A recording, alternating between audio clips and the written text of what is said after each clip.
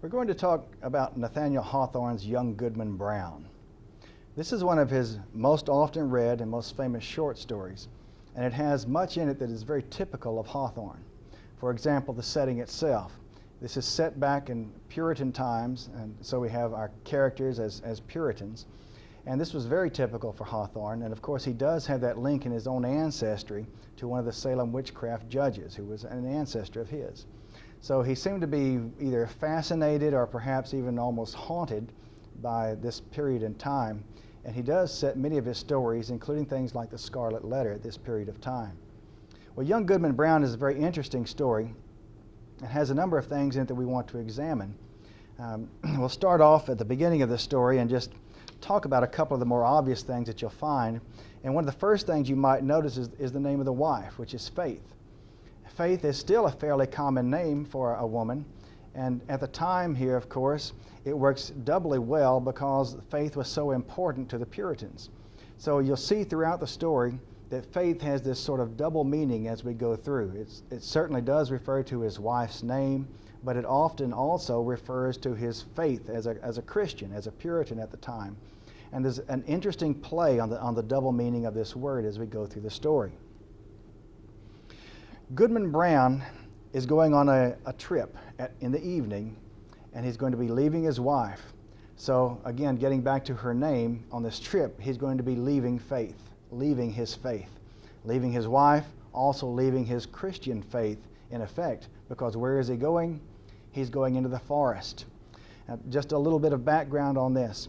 The Puritans, if you've studied them just a little bit, you may remember that they have the doctrine of the elect. They, in their view, were the elect of God, their little group. It's very similar in many ways to the Old Testament Israelites. As the Old Testament Israelites saw themselves as God's chosen people, and they were it. They were the group. Everybody else was not.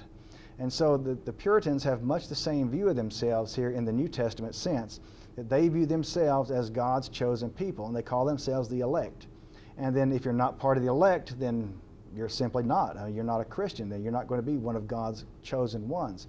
And they have this idea of predestination also, that it's really not up to the individual.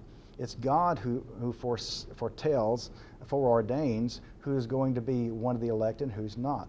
So we have all of this sort of thing, this background doctrine working in the background of this story as well. He's going to be leaving his faith, leaving his wife in the evening and going deep into the forest. And there's something symbolic about the forest as well, because remember the Puritans here are settling in settlements, little towns and villages. And so they view the great wilderness, the forest around them, as largely the devil's domain. Remember that the Native Americans weren't Puritans, right? They had their own views, their own faith, their own religion, and it was not Christianity, it was not Puritanism. And so the Puritans would not have considered them part of the elect. So in that view then, they were the devil's people in a very literal sense because they weren't of the same faith. So when young Goodman Brown goes into the forest, he is in a very literal and symbolic sense going into the devil's domain. This is where the devil reigns. This is the habitat of the Native Americans and all that is not part of the Puritan culture. And so simply going into the forest is a sort of questionable act to begin with. And you can see this because he questions Goody Cloyce and the deacon and the minister and those other people being out in the forest at night. Why are they here? This is a place where they should not be, and he knows that. As we go through the story itself, we want to mention a couple of other things. He's meeting with the devil himself, and we can see this, though it's not perhaps immediately apparent as you go through the story. We can see this from some supernatural things that happen through the story.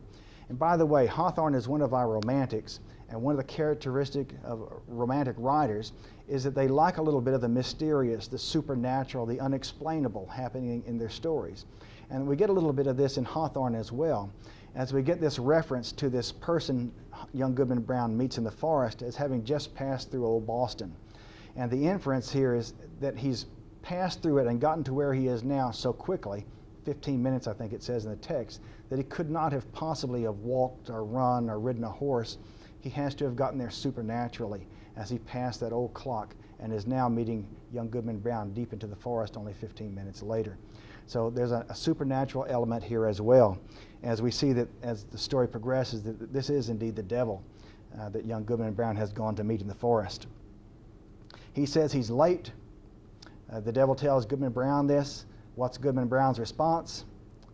Faith kept me back. Well, remember at the beginning of the story, his wife, Faith, did not want him to leave. So it's true in that sense, but perhaps the more important connotation here is that his Christian faith probably kept him back and has made him hesitate to meet the devil in the forest.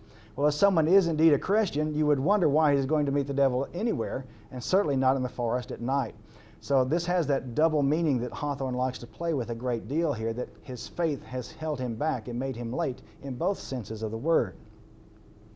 Notice what the devil has with him, a great staff, a walking stick, and it looks much like a snake, we are told. This has a number of biblical references, most obvious perhaps going back to Moses meeting the magicians in Egypt's court, where they all threw down their staffs and they became snakes. So this is something that has a link to the Bible and the idea of this happening magically, both for the good side and the bad side, if you will, for God's representative as well as the devil's representative.